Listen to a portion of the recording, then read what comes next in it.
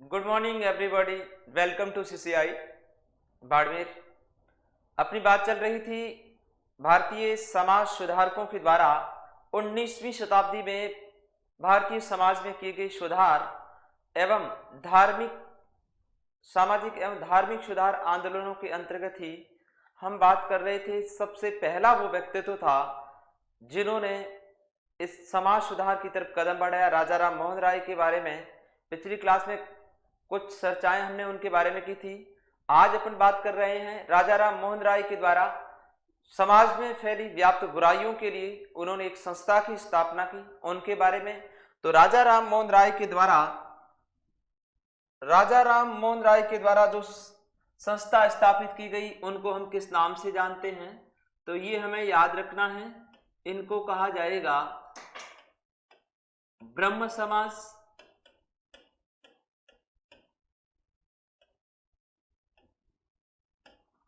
ब्रह्म समाज जो ये थी, शुरुआती दौर में इनके कुछ अलग नाम थे। इनको ब्रह्म सभा कहा जाता है।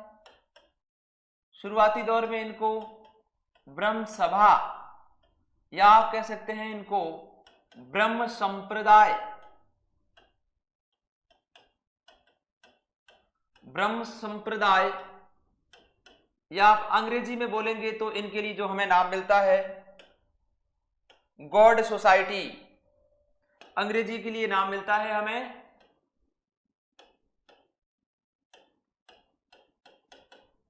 God society. ये एक ही नाम है। बाद में जाके ये ब्रह्म सभा के स्थान पे इनका नाम क्या हुआ, ब्रह्म समाज। बहुत महत्वपूर्ण है परीक्षा की दृष्टि से। ब्रह्म समाज जिनके उपनाम हमें याद रखने हैं। उपनामों के अंतर्गत हम देखते हैं, पहले इनको ब्रह्म सभा कहा जाता है, ब्रह्म संप्रदाय भी कहा जाता है। यदि पूछा जाता है कि अंग्रेजी में इनको किस नाम से जानते हैं, तो भी ये बात हमें अच्छी तरह से याद रखनी है कि गॉड सोसाइटी। सीधा प्रश्न एग्जाम में पूछा जाता है कि गॉड सोसाइटी की स्थापना किस समाज सुधारक के द्वारा की गई, राजा राम मोहन राय के द्वारा की गई। जो धर्मों के अंतर्गत, विभिन्न प्रकार के धर्मों के अंतर्गत जो विभिन्न प्रकार की कुरीतियां फैली थी, उनको मिटाने का प्रयास राजा राम मोहन राय ने किया।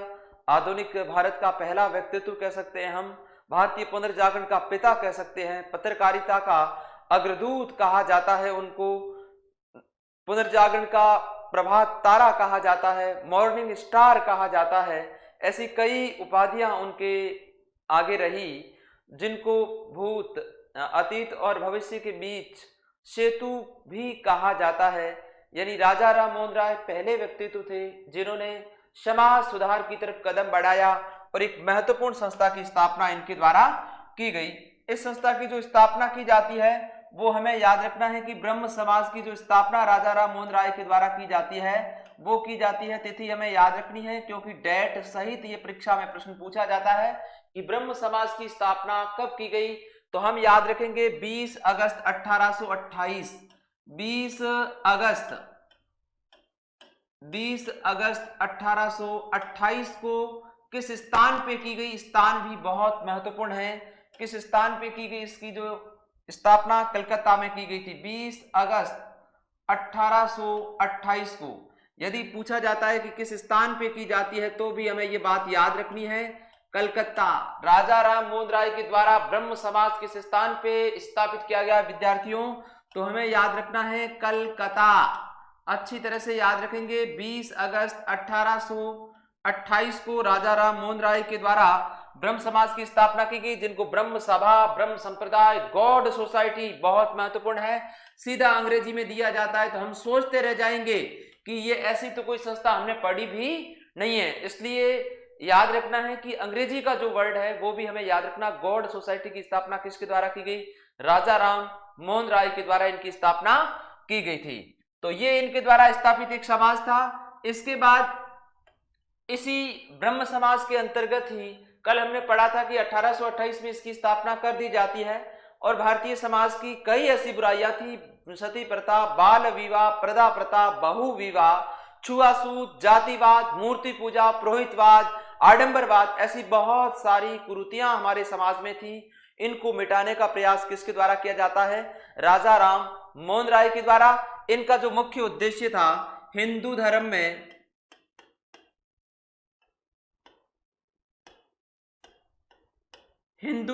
व्याप्त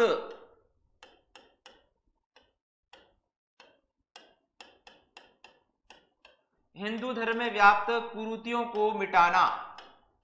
कुरीतियां हम पढ़ चुके हैं पहले से ही कि कौन कौन सी ऐसी कुरीतियां रही जिनको मिटाया गया, और सबसे महत्वपूर्ण जो कुरीति थी वो हमें पता है कौन सी थी, सती प्रथा के बारे में हम सब जानते हैं। पहला साक्ष्य हमें सती प्रथा का भारतीय इतिहास में कहां से मिलता है, याद रखेंगे, पहला साक्ष्य मिलता है गुप्त काल से। कल की क्लास में बता चुका हूं आपको, भानुगुप्त के समय 510 ईस्वी में पहली बार हमें गुप्त सती प्रथा के साक्ष्य मिलते हैं। इसको प्रतिबंधित करने का कार्य भी हम पढ़ चुके हैं कि राजा राम मोहन राय ने लॉर्ड विलियम बेंटिक की सहायता से 4 दिसंबर 1829 को अधिनियम के नियम 17 के तहत इसको प्रतिबंधित किया गया था। राजा राम मोहन राय के दिमाग में यह विचार इसलिए आया कि 1811 में उनके भाई जगमोहन की पत्नी जब सती हुई तब एक तरह से उन्होंने देख के इस पे विचार करना शुरू किया और विभिन्न विद्वानों से बहस भी की, और उसके बाद में अंतिम रूप से ये सफल कब हुए, सती प्रथा को प्रतिबंधित इन्होंने अंतिम रूप से कब किया था, ये भी हमें याद रखना है।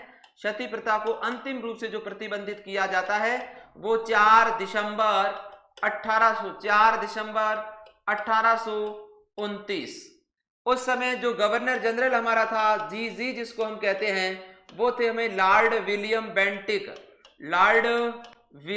बेंटिक की सहायता से ऐसा कानून बना दिया, इस पे रोक लगा दी। बीच की भी बातें हमने की थी, बहुत सारे विद्वान अकबर, जहांगीर, पेशवा, अल्लाबाई होलकर, गोवा के जो गवर्नर थे अल्बुकर्क, उन्होंने भी, तंजौर के राजा, उन्होंने भी बहुत प्रयास किए इसको मिटाने का, इसको प्रतिबंधित करने का, लेकिन अंतिम जो सफलता मिलती है, जो सबसे बड़ी कुरीति थी हमारे समाज की, इसको मिटाने का प्रयास राजा राम मोहन राय ने किया और उनको सफलता मिली 4 दिसंबर 1829 को। उस समय भारत का governor general Lord William Bentinck था।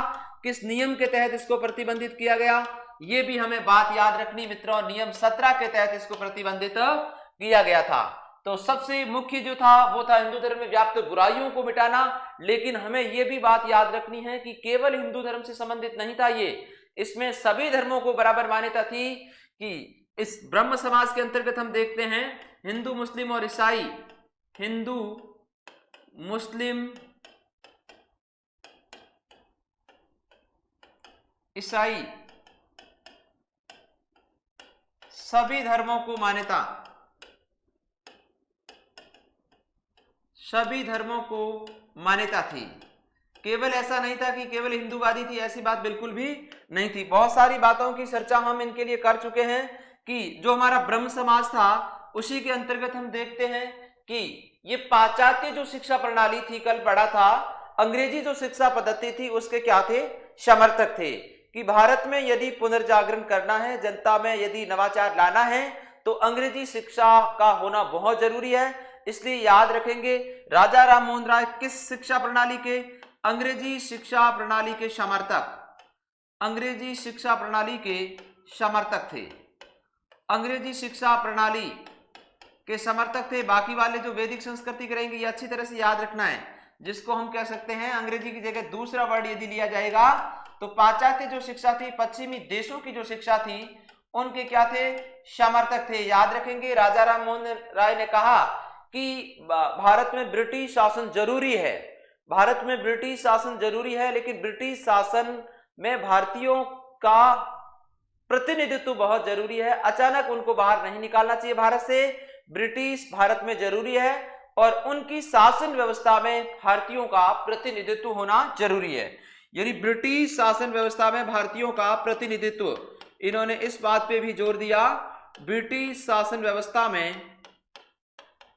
ब्रिटिश शासन व्यवस्था में भारतीयों का प्रतिनिधित्व, ब्रिटिश शासन व्यवस्था में भारतीयों का प्रतिनिधित्व।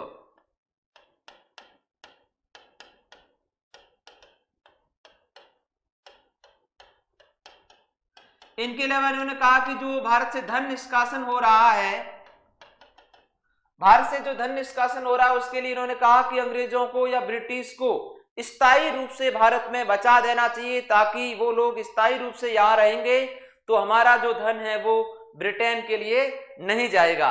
तो अंग्रेजों का स्थायी रूप से भारत में बसावट, ये भी बात उन्होंने बताई थी। अंग्रेजों का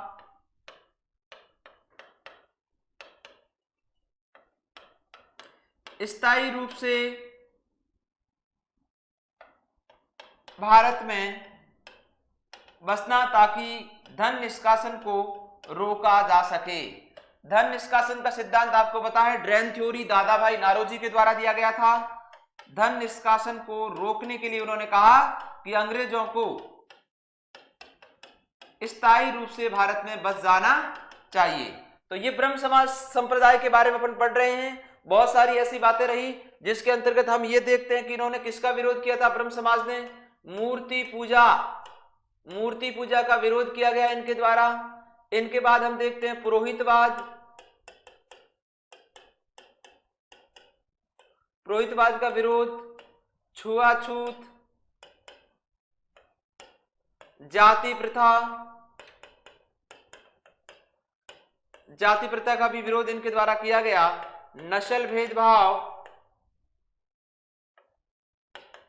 भेदभाव का भी इनके द्वारा विरोध किया गया, नस्ल भेदभाव। इनके अलावा उन्होंने अपने समय में कहा कि राष्ट्रसंघ जैसी एक अंतरराष्ट्रीय संस्था होनी चाहिए। ये अंतरराष्ट्रीयता के क्या थे, पक्ष में थे, अंतरराष्ट्रीयता के ही पक्ष में ये माने जाते हैं। तो सती प्रथा, सबसे जो महत्वपूर्ण राजा राम मोहन राय के द्वारा कार्य किया गया वो कौन सा था, सती प्रथा, जिसको प्रतिबंधित 4 दिसंबर 1829 को लॉर्ड विलियम बेंटिक की सहायता से नियम 17 के तहत कौन सा समाज स्थापित किया, ब्रह्म समाज, ब्रह्म सभा, ब्रह्म संप्रदाय, गॉड सोसाइटी हम कह सकते हैं। कल हमने इनके काफी सारे अखबारों की भी चर्चा की थी। ईश्वरवादियों का उपहार, हम देखते हैं कि राजा राम मोहन राय पुनर्जन्म में विश्वास नहीं करते थे।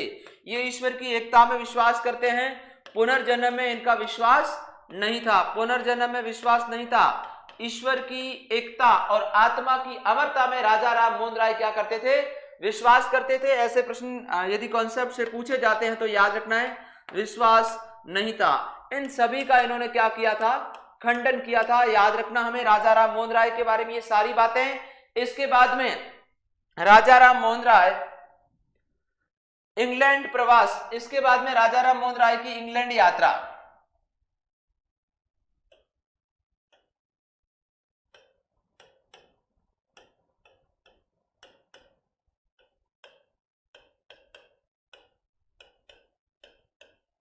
राजा राम मोहन राय की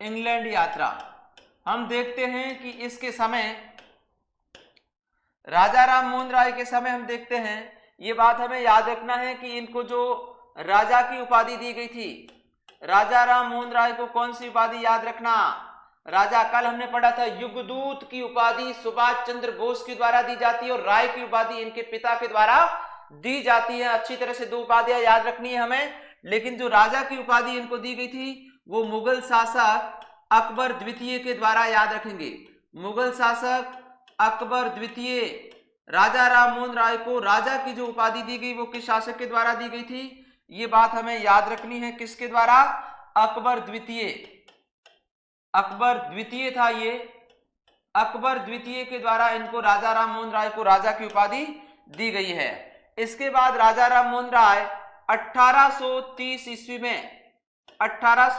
ईस्वी में अकबर द्वितीय जो मुगल शासक था उस समय, अकबर द्वितीय की किस बात को लेकर ये ब्रिटेन जाते हैं, उनकी पेंशन को बढ़ाने के लिए ये लंदन जाते हैं। तो याद रखेंगे 1830 में अकबर द्वितीय की पेंशन बढ़ाने के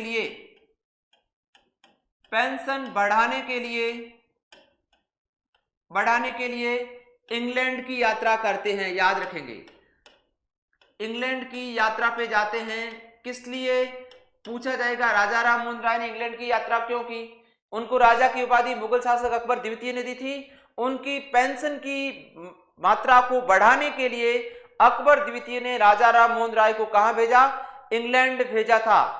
इंग्लैंड जो गए थे राजा राम मोहन राय, वो किस जहाज के द्वारा गए थे, वो याद रखना है। राजा राम मोहन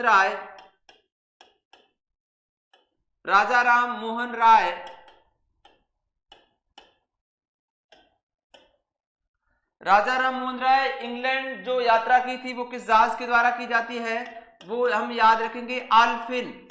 राजा राम मोहन राय ने जो इंग्लैंड की यात्रा की थी वो किस जहाज के द्वारा की थी, याद रखेंगे आल्फिन जहाज के द्वारा उन्होंने इंग्लैंड की यात्रा की है।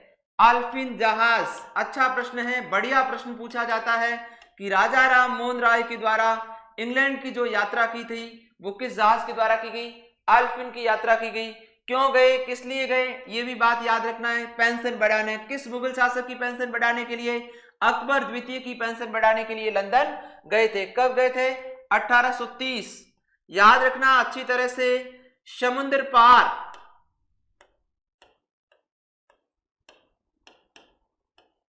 समुद्र पार कर समुद्र पार कर यूरोपीय धरती पर, समुद्र पार कर यूरोपीय धरती पर, समुद्र को पार करके यूरोपीय धरती पर कदम रखने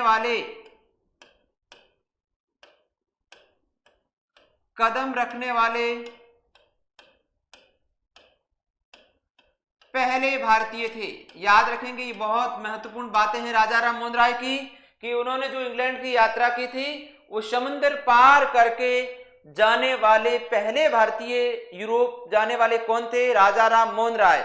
जब राजा राम मोहन राय वहां किस लिए गए, पेंशन बढ़ाने के लिए। उस समय ब्रिटेन का जो सम्राट था, उस समय ब्रिटेन का सम्राट, या हम कह सकते हैं इंग्लैंड का जो सम्राट था वो कौन था, ब्रिटेन का सम्राट। याद रखना है कि उस समय जो पेंशन बढ़ाने के लिए गए, उस समय ब्रिटेन का जो सम्राट था वो आपका था कौन, विलियम चतुर्थ। याद रखेंगे, राजा राम मोहन राय जब इंग्लैंड की यात्रा उनके द्वारा की जाती है तो उस समय वहां का जो सम्राट था वो कौन था, विलियम चतुर्थ। बहुत महत्वपूर्ण बात रहेगी, पूछा जाता है कि राजा राम मोहन राय के समय जब उन्होंने इंग्लैंड की यात्रा की तो उस समय वहां का सम्राट कौन था, विलियम चतुर्थ। अकबर द्वितीय की पेंशन बढ़ाने के लिए राजा राम मोहन राय लंदन गए। 1830 में आल्फिन जहाज के द्वारा गए थे।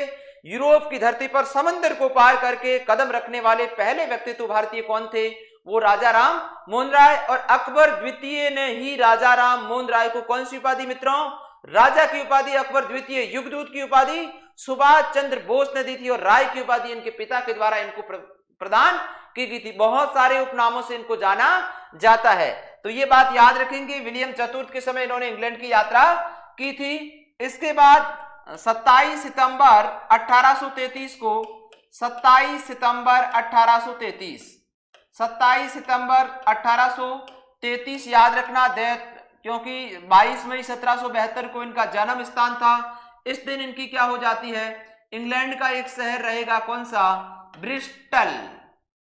कौन सा रहेगा, ब्रिस्टल में इनकी क्या हो जाती है, मृत्यु हो जाती है। ऐसा कौन सा भारतीय समाज सुधारक था जिनकी इंग्लैंड में मृत्यु हुई, विदेश में मृत्यु हुई, वो थे हमारे राजा राम मोहन राय। 27 सितंबर 1833, और ये शहर भी याद रखना, कौन सा शहर रहेगा आपका, ब्रिस्टल। ब्रिस्टल में राजा राम मोहन राय की मृत्यु हुई थी, याद रखेंगे ब्रिस्टल। या ऐसे भी पूछा जा सकता है कि राजा राम मोहन राय की समाधि भी कहां बनी हुई है, कौन से भारतीय समाज सुधारक की समाधि है वो विदेश में बनी हुई है। राजा राम मोहन राय अकबर द्वितीय की पेंशन बढ़ाने के लिए गए, लेकिन भारत वापस नहीं लौटे थे, बात याद रखना। समाधि भी इनकी कहां रहेगी, ब्रिस्टल, विदेश में। ऐसे भारतीय समाज सुधारक जिनकी विदेश में समाधि है, तो वो याद रखना, समाधि भी इनकी कहां पर स्थित है, ब्रिस्टल, जो कहां स्थित है, इंग्लैंड में स्थित है, वहां पे इनकी समाधि बनी हुई है। तो ये बहुत सारी जो बातें रहेगी वो हमें याद रखनी है राजा राम मोहन राय से संबंधित। इंग्लैंड की यात्रा, राजा की उपाधि जो दी गई थी वो मुगल शासक अकबर द्वितीय ने दी थी। इंग्लैंड की यात्रा कब की थी, 1830 ईस्वी में की थी। किस शासक के समय, उस समय मुगल शासक कौन था, अकबर द्वितीय ने अपनी पेंशन बढ़ाने के लिए इंग्लैंड के दरबार में भेजा। इंग्लैंड के दरबार में उस समय वहां का सम्राट विलियम चतुर्थ था। पेंशन बढ़ाने के लिए गए, किस जहाज से गए, आल्फिन जहाज के द्वारा उन्होंने इंग्लैंड की यात्रा की थी। ये बात अच्छी तरह से याद रखनी है हमें। समुद्र पार कर यूरोपीय धरती पर जाने वाले पहले व्यक्तित्व के रूप में भारतीय कौन थे, राजा राम मोहन राय। और वहीं पे इनकी मृत्यु, ऐसा भारतीय समाज सुधारक जिनकी मृत्यु भारत से बाहर इंग्लैंड में हुई, ब्रिस्टल में हुई। ब्रिस्टल की एक बात फिर से आपको अच्छी तरह से याद रखनी है, हमारे चौहान शासक, कौन से? चौहान शासक विग्रहराज चतुर्थ, याद रखेंगे। चौहान शासक, अजमेर के चौहान शासक थे विग्रहराज चतुर्थ, याद रखेंगे, जिनको हम किस उपनाम से भी जानते हैं? बीशल देव। विग्रहराज चतुर्थ को किस उपनाम से जाना जाता है? ये अजमेर के चौहान राजा थे और अजमेर के चौहान राजाओं में इनका काल स्वर्ण काल कहा जाता है। इनके द्वारा लिखित एक नाटक था, कौन सा? हरि केली, याद रखेंगे, हरि केली। इनकी जो पंक्तियां हैं, हरि केली जो नाटक था विग्रहराज चतुर्थ के द्वारा लिखा गया था, इनकी पंक्तियां किस पर उत्कीर्ण है? इनकी पंक्तियां ब्रिस्टल की राजा राम मोहन राय की जो समाधि है वहां पे उत्कीर्ण है, ब्रिस्टल में उत्कीर्ण है इस नाटक की पंक्तियां। तो याद रखेंगे कौन से राजस्थान के राजा के द्वारा लिखित नाटक विग्रहराज चतुर्थ 1153 से 1163 ईस्वी के बीच में अजमेर के अंतर सोहानों का स्वर्ण काल इनके नाम से जाना जाता है। इन्होंने संस्कृत भाषा में एक नाटक लिखा, कौन सा मित्रों? हरिकेली नाटक, जिनकी पंक्तियां किस पर उत्कीर्ण है? ब्रिस्टल राजा राम मोहन राय की समाधि पर। राजस्थान के किस राजा के नाटक की पंक्तियां राजा राम मोहन राय की समाधि पर अंकित की गई है? विग्रहराज चतुर्थ, जिनको बीशल देव के नाम से भी जाता है। बीशल देव रासों के रचयिता आपके रहेंगे नरपति नालाह रहेंगे, और हरिकेली नाटक जो लिखा गया था वो विग्रहराज चतुर्थ बीशल देव के द्वारा, उनकी पंक्तियां भी उस पर उत्कीर्ण की गई। तो ये बातें बहुत अच्छी तरह से हमें याद रखनी है। राजा राम मोहन राय की जो इंग्लैंड की यात्रा रहती है, इसके बाद जो अगला आता है कि राजा राम मोहन राय की 1833 ईस्वी में मृत्यु हो जाती है, तो उसके बाद में ब्रह्म समाज का जो नेतृत्व प्रदान किया गया था वो किनके द्वारा किया गया? राजा राम मोहन राय के बाद, राजा राम मोहन राय के बाद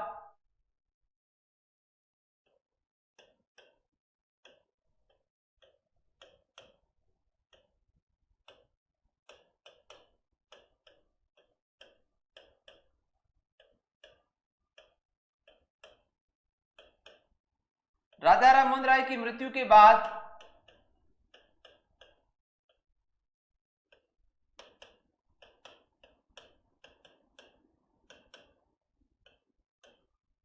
ब्रह्म समाज का जो नेतृत्व किया जाता है,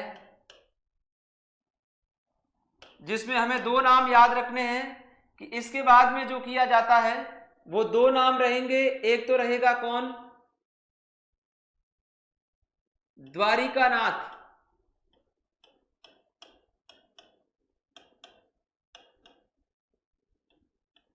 द्वारिकानाथ टैगोर, और दूसरा रहेगा रामचंद्र विद्यावागिस, रामचंद्र विद्यावागिस। राजा राम मोहन राय की मृत्यु के बाद ब्रह्म समाज का जो नेतृत्व प्रदान किया गया वो किन दो व्यक्तियों ने ब्रह्म समाज का नेतृत्व संभाला था? विद्यावागीस, याद रखेंगे, द्वारिकानाथ टैगोर और रामचंद्र विद्यावागीस के द्वारा राजा राम मोहन राय की मृत्यु के बाद इनका नेतृत्व संभाला गया। कुछ दिनों तक जो समाज की कुरीतियां थी इन्होंने मिटाने का प्रयास किया, लेकिन इसके बाद में हम देखते हैं कि द्वारिकानाथ टैगोर के ही बेटे थे देवेंद्रनाथ टैगोर, देवेंद्रनाथ टैगोर, द्वारिकानाथ टैगोर के ही बेटे थे देवेंद्रनाथ टैगोर। इन्होंने ब्रह्म समाज का जो नेतृत्व संभाला था या जो ज्वाइन की थी इनके द्वारा, वो की थी इन्होंने 1843 में। ब्रह्म समाज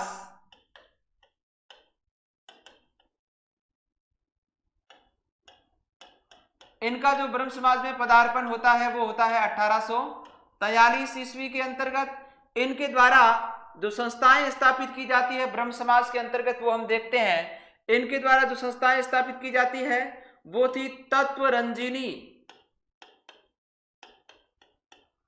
तत्वरंजिनी, और बाद में इनका नाम क्या हो जाता है? बाद में इनका नाम तत्वबोधिनी, तत्वरंजिनी सभा, और बाद में इनका नाम हो जाता है तत्वबोधिनी। याद रखेंगे बाद में इनको किस नाम से जाना गया? तत्वबोधिनी। इस संस्था की जो स्थापना इनके द्वारा की जाती है वो किस स्थान पे की जाती है? इसकी स्थापना जो की जाती है जोरा संघ की, याद रखेंगे, जो कलकत्ता में स्थित है। राजा राम मोहन राय की मृत्यु के बाद दो व्यक्तियों ने, द्वारिकानाथ टैगोर और रामचंद्र विद्यावागीश ने इसका नेतृत्व संभाला, लेकिन कुछ खास इसके लिए नहीं कर पाए। उनके बाद में इनके बेटे देवेंद्रनाथ टैगोर ने ब्रह्म समाज में जो अपना पदार्पण किया वो 1843 ईस्वी में।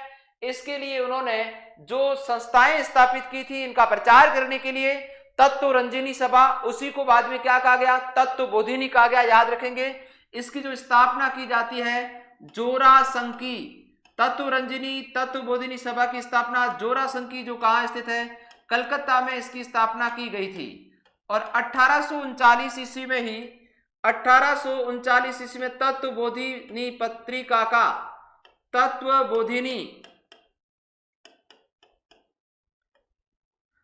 बोधिनी पत्रिका का प्रकाशन किया जाता है इनके द्वारा। कब? 1839 ईस्वी में, याद रखेंगे, 1839 ईस्वी में इनका प्रकाशन किया गया। और ये पत्रिका ब्रह्म समाज की मुख्य पत्र थी। ब्रह्म समाज की मुख्य पत्र यानी ब्रह्म समाज की मुख्य पत्रिका कौन सी थी जिसमें ब्रह्म समाज की बातों को छापा जाता था? तो वो आपकी रहेगी कौन सी? तत्व बोधिनी। संस्था अलग है और पत्र अलग है। संस्था के रूप में पहले तत्व रंजनी थी और उसी को उन्होंने नाम क्या दे दिया, तत्व बोधिनी, देवेंद्रनाथ टैगोर। इसी के बाद में ब्रह्म समाज का प्रचार करने के लिए 1839 ईस्वी में देवेंद्रनाथ टैगोर के द्वारा तत्व बोधिनी पत्रिका का प्रकाशन किया गया। याद रखेंगे ये ब्रह्म समाज की मुख्य पत्र था। याद रखेंगे किस समाचार पत्र को ब्रह्म समाज का मुख्य पत्र कहा जाता है? तो याद रखेंगे तत्व बोधिनी। और 1840 में इन्होंने तत्व बोधिनी स्कूल की स्थापना की। तत्व बोधिनी, देवेंद्रनाथ टैगोर की बातें बता रहा हूं। तत्व बोधिनी स्कूल इनके द्वारा जो स्थापित किया जाता है वो 1840 ईस्वी में, और ये खुद 1843 ईस्वी में किस में आ जाते हैं? ब्रह्म समाज में इनका पदार्पण हो जाता है। इसके बाद इनके द्वारा केशव चंद्र सेन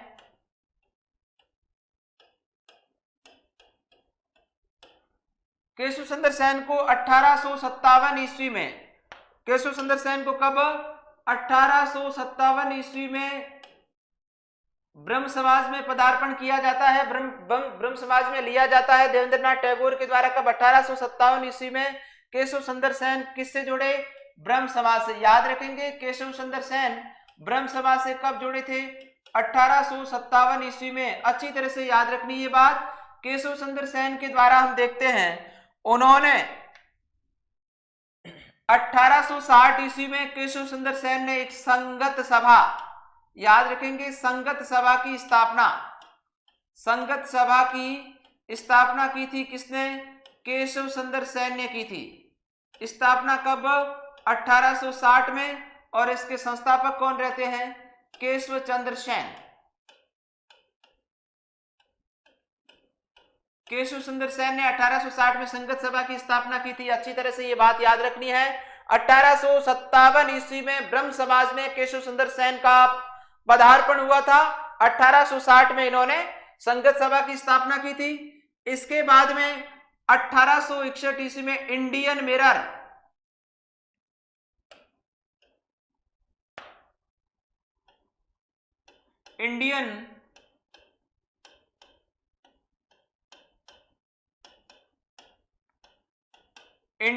जो समाचार पत्र था इनका प्रकाशन कब किया? 1861 ईस्वी में केशव चंद्र सेन।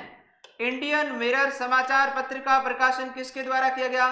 केशव चंद्र सेन के द्वारा। कब?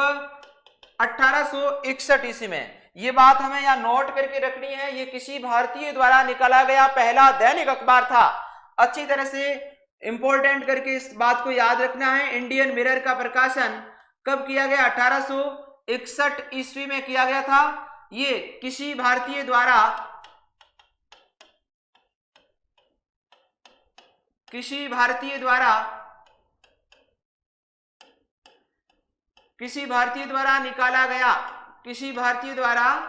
निकाला गया पहला दैनिक समाचार पत्र था? किसी भारतीय के द्वारा निकाला गया पहला दैनिक समाचार पत्र कौन सा था? वो था इंडियन मिरर। इसकी स्थापना किसके द्वारा की जाती है? केशव सुंदर सेन के द्वारा इसकी स्थापना की जाती है। इसके बाद में केशव सुंदर सेन ने 1870 में स्तरीय शिक्षा के सुधार के लिए Indian reform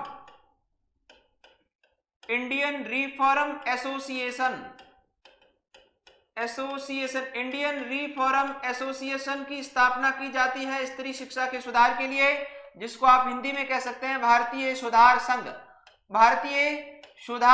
Indian reform association की स्थापना केशव सुंदर सेन के द्वारा 1870 ईस्वी में की जाती है। ब्रह्म समाज को जो अखिल भारतीय स्वरूप जो प्रदान किया था वो किसने किया था? केशव सुंदर सेन ने। पूरे भारतीय स्तर पे जो ब्रह्म समाज की पहचान दिलाने का जो कार्य किया गया था वो केशव सुंदर सेन के द्वारा किया गया था। और इनको 1862 ईस्वी में, याद रखेंगे, 1862 ईस्वी में ब्रह्म समाज का आचार्य नियुक्त किया था, शिक्षक इनके द्वारा नियुक्त किया गया था। यानी 57 में इन्होंने ब्रह्म समाज को ज्वाइन किया। 1857 में देवेंद्रनाथ टैगोर ने इसको उसमें प्रणीत किया और उसके बाद में 1862 में उनको आचार्य के पद में नियुक्त किया गया। 1860 ईस्वी में संगत सभा की स्थापना केशव सुंदर सेन के द्वारा। 1861 ईस्वी में इंडियन मिरर समाचार पत्र, बहुत महत्वपूर्ण है। इंडियन मिरर समाचार पत्र वह पहला भारतीय समाचार पत्र था जो दैनिक था। किसी भारतीय के द्वारा निकाला गया पहला दैनिक समाचार पत्र कौन सा था? इंडियन मिरर था। और स्त्री शिक्षा के सुधार के लिए, स्त्री सुधार के लिए इन्होंने 1870 ईस्वी में इंडियन रिफॉर्म एसोसिएशन की स्थापना की। भारतीय सुधार संघ, बहुत अच्छा प्रश्न। इंडियन रिफॉर्म एसोसिएशन की स्थापना किसके द्वारा की गई? केशव सुंदर सेन के द्वारा की गई थी। किसके द्वारा? केशव सुंदर सेन। भारतीय सुधार संघ हिंदी में बोला जाता है। स्त्रियों की दशाओं को सुधारने के लिए उन्होंने संस्था की स्थापना की थी। तो ये बहुत सारी बातें हमें याद रखनी है। केशव सुंदर सेन की बातें अच्छी तरह से याद रखनी है। नव विधान संस्था की स्थापना भी इनके द्वारा की गई। नव विधान संस्था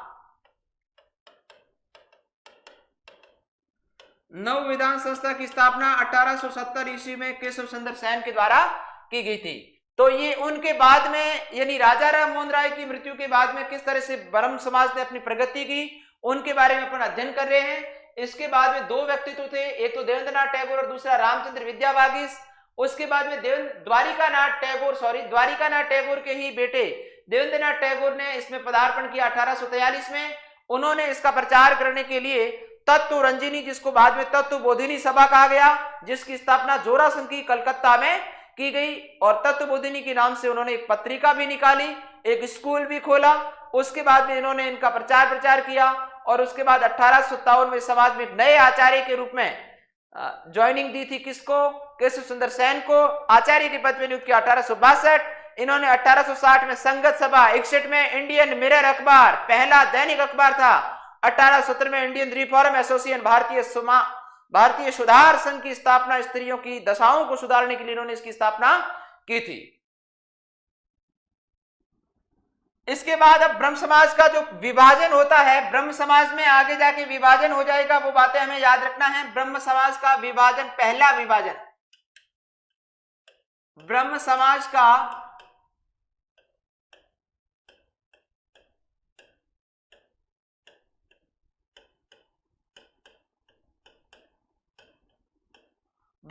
का पहला विभाजन हम देखते हैं कि इनका जो फर्स्ट विभाजन हुआ था, दो भागों में ये बंट गई थी। दो भाग वो थे, कौन से दो भाग रहेंगे? एक तो था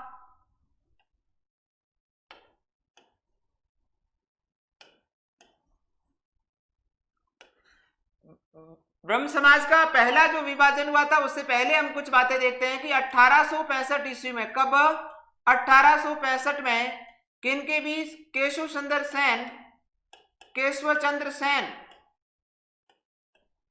व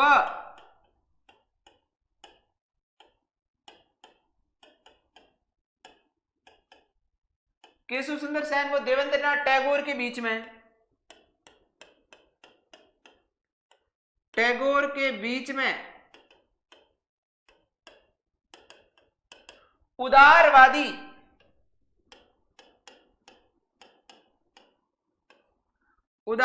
विचारों को लेकर मतभेद, उदारवादी विचारों को लेकर इनके बीच में क्या हो गया, मतभेद हो गया, याद रखेंगे। इसके कारण इनका क्या हो जाता है, विभाजन हो जाता है।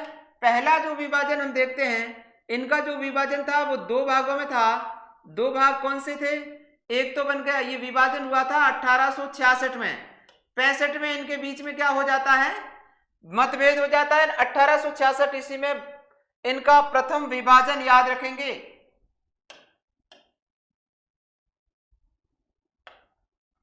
विभाजन होता है कब, 1866 ईस्वी में।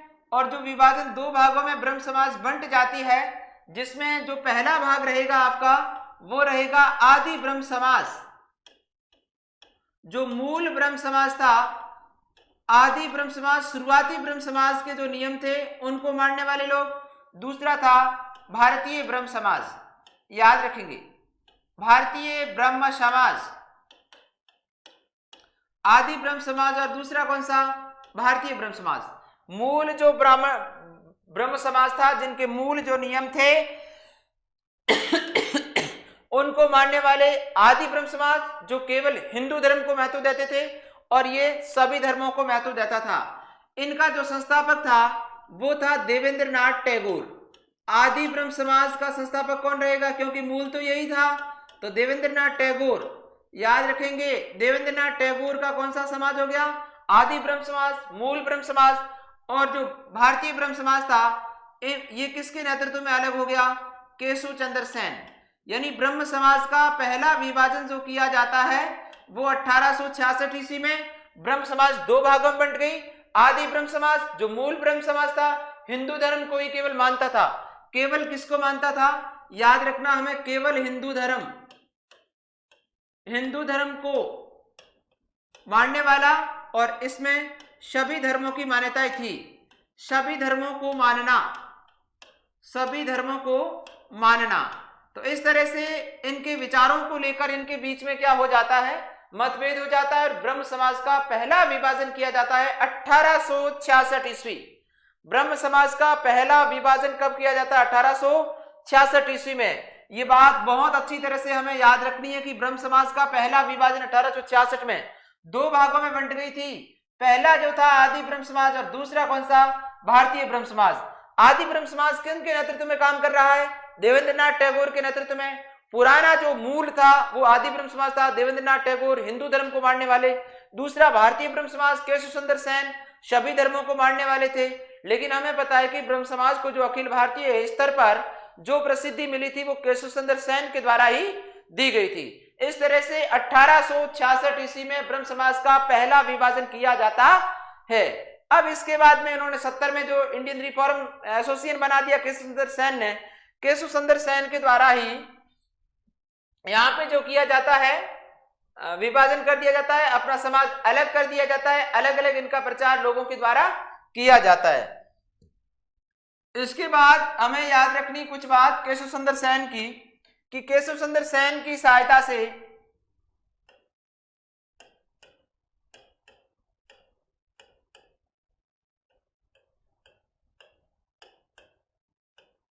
केशव सुंदर सेन ने ही, हमें ये बात याद रखनी है कि इनके प्रयासों से 1800 ब्रह्म विवाह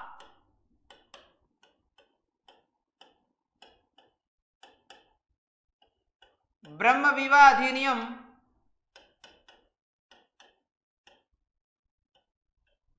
1872 में सरकार से पारित करवाया। ब्रह्म विवाह अधिनियम कब पारित करवाया, 1872 ईस्वी से। इनको हम अन्य किस नाम से जानते हैं, अन्य नाम के तहत हम देखते हैं इनको नेटिव मैरिज एसोसिएशन,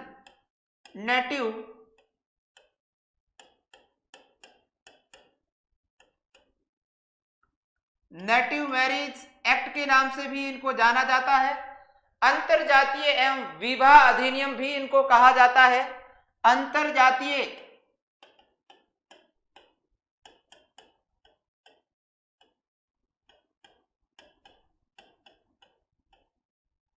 विवाह अधिनियम भी आप कह सकते हैं इनको।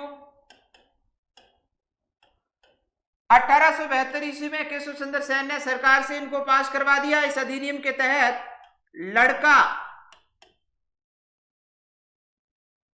लड़के की जो उम्र थी विवाह के लिए वो की गई थी 18 वर्ष निश्चित, और लड़की के लिए की गई थी 14 वर्ष। लड़की के लिए उम्र की गई थी 14 वर्ष। ये विवाह के लिए तय की गई उम्र थी। विवाह की आयु थी 1872 में। ब्रह्म विवाह अधिनियम या नेटिव मैरिज अधिनियम या अंतरजातीय विवाह अधिनियम केशव सुंदर सेन ने सरकार की सहायता से इसको पारित करवा दिया। इसमें जो मुख्य उद्देश्य था बाल विवाह और बहु विवाह को रोकना। मुख्य जो इस अधिनियम का उद्देश्य था, मुख्य उद्देश्य था बाल विवाह, क्योंकि उम्र निर्धारित कर दी थी। बाल विवाह व बहु विवाह को रोकना, बाल विवाह व बहु विवाह को रोकना इनका मुख्य उद्देश्य था। और ये ब्रह्म विवाह अधिनियम क्यों कहलाया? क्योंकि ब्रह्म समाज के लोगों ने इसको पारित करवाने के कारण ही इनको ब्रह्म विवाह अधिनियम कहा जाता है। ब्रह्म समाज के लोगों के द्वारा पारित होने के कारण, ब्रह्म समाज के लोगों के द्वारा पारित होने के कारण इनको ब्रह्म विवाह अधिनियम कहा जाता है। याद रखेंगे। लेकिन इसका उल्लंघन बहुत महत्वपूर्ण, इसका जो उल्लंघन किया जाता है ब्रह्म विवाह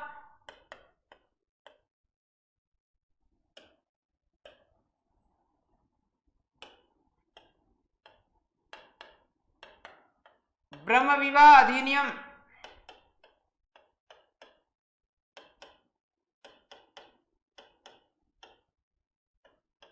ब्रह्म विवाह अधिनियम का उल्लंघन किया जाता है खुद केशव सुंदर सेन के द्वारा, जिन्होंने अपनी 13 वर्षीय, क्योंकि लड़कियों की उम्र कितने वर्ष है? 14 वर्ष है, 13 वर्षीय बेटी का विवाह कूच बिहार के राजा से कर दिया था 1878 ईस्वी में। फिर से ऐसा इसका उल्लंघन करने के कारण फिर से ब्रह्म समाज का दूसरा विभाजन हो जाता है। का उल्लंघन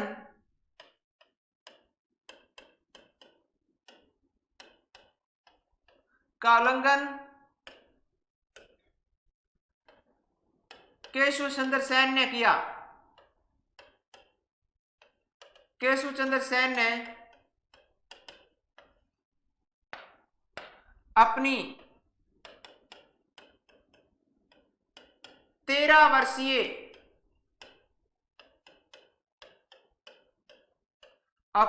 वर्षीय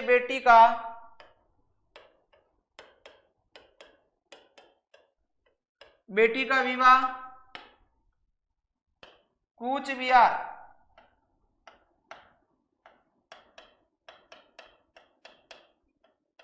बिहार के राजा के साथ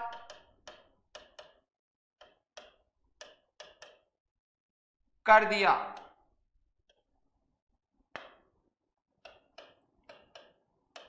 ऐसा करने के कारण यहां पे हमें क्या हो जाता है कि ब्रह्म समाज का दूसरा विभाजन हो जाता है। याद रखेंगे, ब्रह्म समाज का दूसरा विभाजन।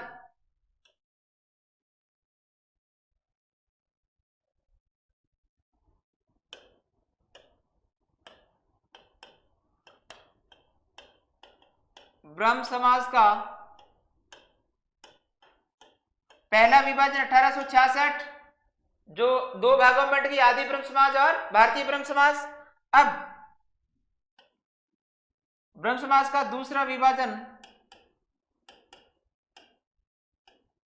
ये होगा कब? आपके 1878 में एक भाग बन जाता है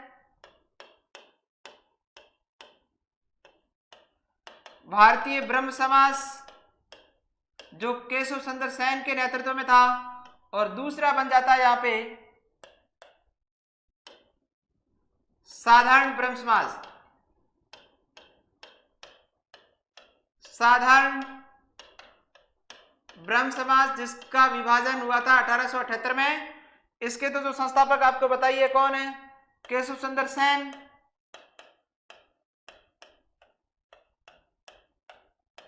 केशव चंद्र सेन रहेंगे। और इनके हम संस्थापकों में यदि देखते हैं तो आनंद मोहन बोस, आनंद मोहन बोस और शिवनाथ शास्त्री, अच्छी तरह से याद रखना है। आनंद मोहन बोस, दूसरा इनके साथ में रहेगा शिवनाथ शास्त्री, शिवनाथ शास्त्री। तो ये बातें हमें अच्छी तरह से याद रखनी है कि ब्रह्म समाज का जो दूसरा विभाजन था वो कब हुआ था? 1878 ईस्वी में हुआ था। क्यों हुआ? यहां जो उल्लंघन किया था वो किसने किया था? केशव चंद्र सेन ने। इन्हीं के प्रयास से 1872 ईस्वी में ब्रह्मा विवाह एक्ट, ब्रह्म विवाह अधिनियम, नेटिव मैरिज एक्ट जो पारित हुआ था, जिसमें लड़के और लड़कियों की उम्र निर्धारित की गई, क्योंकि ब्रह्म विवाह अधिनियम का मुख्य उद्देश्य भी यही था, बहु विवाह और बाल विवाह को रोकना। ब्रह्म विवाह अधिनियम के अनुसार पूछा जाएगा, लड़के और लड़की की आयु विवाह के लिए निर्धारित थी। लड़के की उम्र 18 वर्ष निर्धारित की गई और लड़की की उम्र 14 वर्ष निर्धारित की गई। उसके बाद में केशव चंद्र सेन, जिन्होंने खुद के प्रयास से इस अधिनियम को पारित करवाया सरकार से, और उन्होंने अपनी बेटी का विवाह कितनी वर्ष की उम्र में? 13 वर्ष की उम्र में 1878 ईस्वी में कूच बिहार के राजा के साथ करने के कारण फिर से ब्रह्म समाज का क्या हो गया? विभाजन। यानी ब्रह्म समाज का विभाजन कितनी बार होता है प्यारे विद्यार्थियों? 2 बार। पहला 1866, जहां मूल ब्रह्म समाज था वहां 2 भागों में बंटता है। मूल ब्रह्म समाज में एक आदि ब्रह्म समाज और एक भारतीय ब्रह्म समाज। दोबारा विभाजन इसका 1878 में केशव चंद्र सेन वाला भारतीय ब्रह्म समाज, और इनसे अलग कौन सा हो गया? साधारण ब्रह्म समाज। ये बातें हमें याद रखनी। इस तरह से ये राजा राम मोहन राय के 1828 ईस्वी से लेकर 1878 ईस्वी तक ब्रह्म समाज ने भारत में सामाजिक कुरीतियों को मिटाने का कार्य इनके द्वारा किया गया था। राजा राम मोहन राय की एक बात हमें याद रखनी है। राजा राम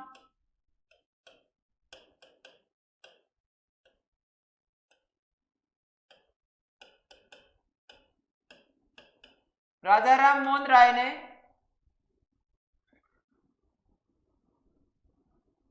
पांच उपनिषदों,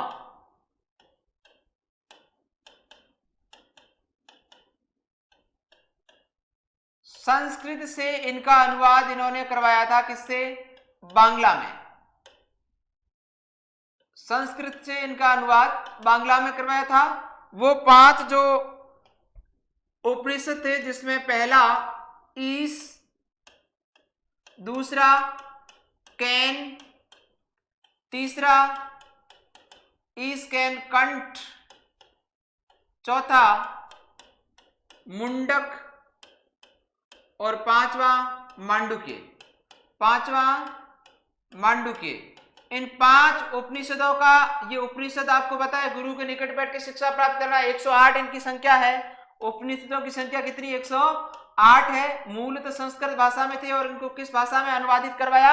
बांग्ला भाषा में अनुवादित करवाया था। ईशकन कंठ, मुंडक और मांडुक्य। इस तरह से ये राजा राम मोहन राय के द्वारा जो भारतीय समाज सुधार की दिशा में प्रयास किया गया, उनकी महत्वपूर्ण जो संस्थाएं थी, महत्वपूर्ण जो संस्थाएं स्थापित की गई, उनके द्वारा कौन कौन से अखबार निकाले गए, कौन कौन सी किताबें उन्होंने लिखी थी भारतीय समाज सुधार को सुधारने के लिए। एक बात थोड़ी हटके कि पाश्चात्य शिक्षा प्रणाली के समर्थक थे, अंग्रेजी शिक्षा प्रणाली के समर्थक थे। वे अंग्रेजों को भारत से बाहर नहीं निकालना चाहते थे, भारतीयों की हिस्सेदारी अंग्रेजी शासन में चाहते थे, और वे भारत में अंग्रेजों को स्थायी रूप से बचाने के पक्षधर थे, क्योंकि ताकि उनके धन निष्कासन के सिद्धांत में जो सफलता मिल सके कि भारत का जो धन है वो भारत से बाहर यूरोप जा रहा है, तो उनको रोको जाने के लिए उन्होंने इस प्रकार इन बातों पर विशेष रूप से महत्व दिया था।